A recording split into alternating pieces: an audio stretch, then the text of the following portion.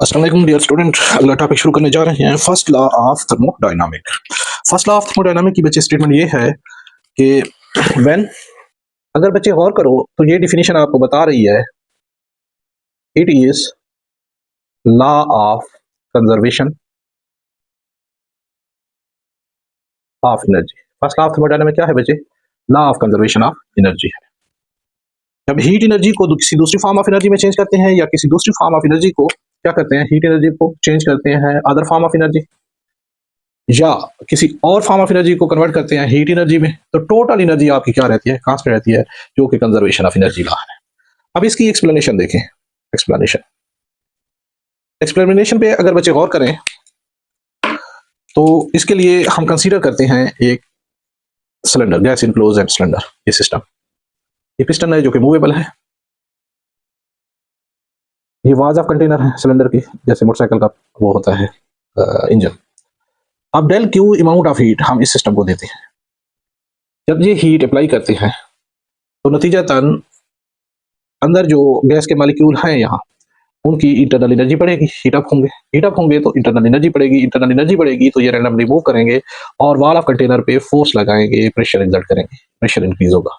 नतीजतन क्योंकि ये पिस्टन मूवेबल है, ये नॉन मूवेबल है वाज और ये बेस, तो नतीजतन ये पिस्टन ऊपर चला जाएगा, कुछ डिस्प्लेसमेंट कर लेगा, चेंज इन वॉल्यूम आ जाएगी डेल वी। जब चेंज इन वॉल्यूम आ जाएगी एक्सपेंशन हो जाएगी, एक्सपेंशन होने से ये डेल वी आपके पास वर्क हो जाएगा, P del V, change in value. Thermodynamic system के अंदर वर्क ये होता है। तो यहाँ जो आपने हीट सप्लाइड की, डेल क्यू हीट दी, वो दो हिस्सों में चेंज हुई। एक इंटरनल एनर्जी की रेज हुई प्लस पिस्टन की अपवर्ड मूवमेंट हुई तो वर्क हुआ। तो अप्लाइड हीट चेंज हुई इंटरनल एनर्जी में और वर्क में। हीट एनर्जी कन्वर्ट हुई किसमें? Other form of energy. Internal energy के यूनिट क्या है? जूल। इसके यूनिट क्या है? जूल। वर्क की क्या यूनिट है? जूल। तो सप्लाइड हीट इंटरनल एनर्जी को इंक्रीज किया, इसलिए इंटरनल एनर्जी में चेंज हुई और प्लस वर्क में हुई। तो हीट एनर्जी चेंज हुई, other form of energy change in internal energy plus work done by the system. तो ये हो गया law of first law of thermodynamic. अब डेल क्यू ये पॉजिटिव होगा जब क्या होगी, हीट दी जाएगी सिस्टम को, हीट एक्सटर्नल एजेंट से सिस्टम को दी जाएगी, पैसे दी जाएगी, तो डेल क्यू क्या होगा? पॉजिटिव। डेल क्यू होगा नेगेटिव जब सिस्टम के ऊपर आप कंप्रेशन करेंगे और हीट बाहर निकालेंगे सिस्टम से, तो डेल क्यू नेगेटिव हो जाएगा जब हीट बाहर निकाली जाएगी। अगली चीज internal energy, del U change in internal energy, increase in internal energy of the system, positive होगा जब इंटरनल एनर्जी क्या हो रही होगी? इंक्रीज हो रही होगी।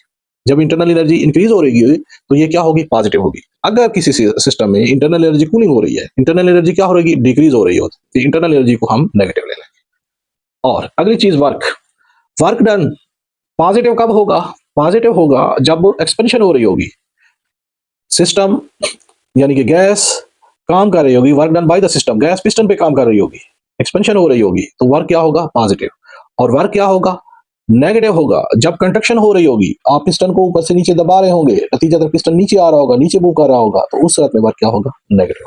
तो ये केसेस हैं इसके, पॉजिटिव नेगेटिव।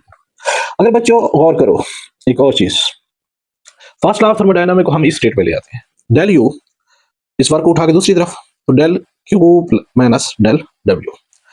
तो यहां जो हीट सप्लाइड हुई है वो माइनस जो वर्क हुआ है, तो किस चीज के बराबर है? Change in internal energy. तो चेंज इन इंटरनल एनर्जी एक डिफिनेशन हमें दे रही है, वो ये है कि एग्जिस्टेंस ऑफ एनर्जी, एनर्जी जो है, एग्जिस्टेंस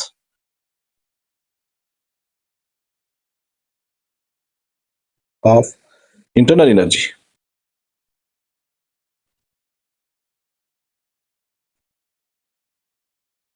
यू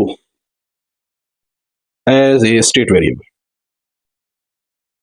यू क्या है? State variable, state of system बना रहा है। जहां इंटरनल एनर्जी कम थी, जब हीट अप्लाई की गई तो एक्सपेंशन हुई, इंटरनल एनर्जी रेज हुई, तो ये एक स्टेट वेरिएबल है, यहाँ इनिशियल स्टेट है यू आई, और ये क्या है? U F. तो चेंज इन इंटरनल एनर्जी क्या है? U F minus you I, state variable है। दूसरी चीज ये क्या बता रहा है? Principle of conservation of energy.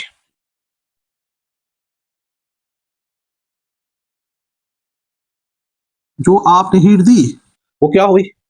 Internal energy raise हुई। और वर्क डन हुआ, तो principle conservation of energy, conserve हो रही है एनर्जी, एक फॉर्म से दूसरी फॉर्म में चेंज हो रही है, ये अप्लाई हो रहा है। अगली चीज ये क्या बता रहा है, heat is energy in transit.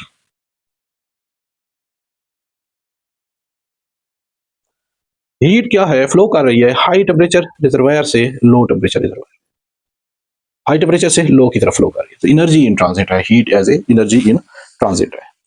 अब अगली चीज बचो, यहां आपके पास ये जो इक्वेशन है, इसको इक्वेशन नंबर हम 2 कर लें, इसको इक्वेशन नंबर हम 1 कर लें।